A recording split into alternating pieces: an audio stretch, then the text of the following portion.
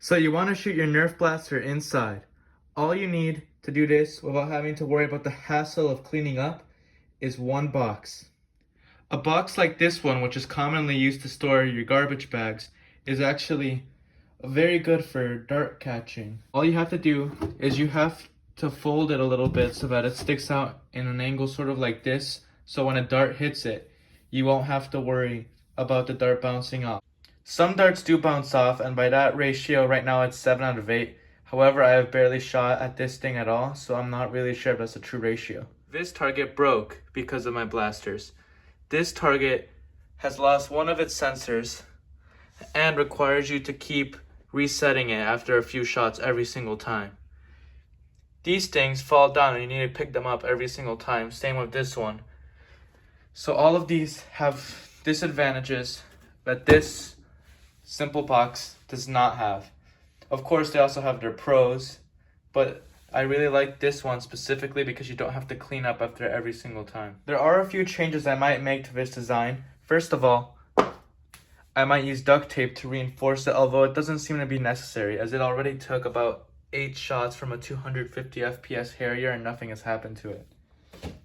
Another thing you might want to look into is some sort of board like this one, which you would put behind the target so that if you ever happen to miss or get a bad dart, it won't straight up hit the drywall and damage it, but it'll have to go through this board first, which will greatly reduce the energy it hits a wall with, if it even hits it at all. Now on to testing to show you that this thing has what it takes against performance blasters.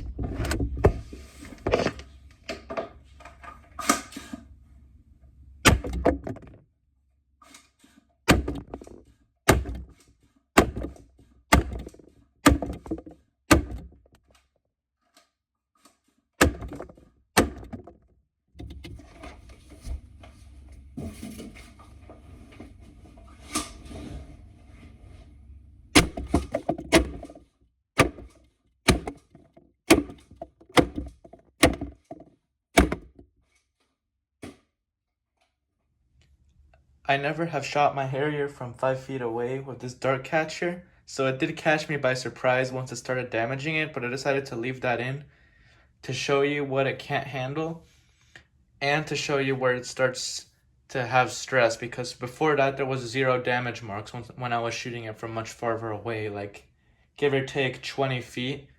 It wasn't really showing much damage, so I have reinforced the entire thing with tape, and this should be able to hold up now. I have shot a magazine through it. You could see there is some damage on it, but I think it'll hold up. And if it does break, my next idea is to just have loose lying tape sort of arranged so that when it shoots, it'll go through, and when it's damaged, I can take it out. I actually prefer it over the bear target and this Nerf target. Maybe even these guys. The only thing I like is that they make sound once you hit them. It was really as simple as just adding tape. You don't even need all the tape. You basically only need it around this piece I'm calling the tongue, but I'm not really sure what you would call that piece. So it's mainly up for aesthetics, all the things around it, more than anything, and in case I miss. Although I don't think I'm gonna miss this badly. So thank you for watching. I hope this was useful. See you next time on the channel.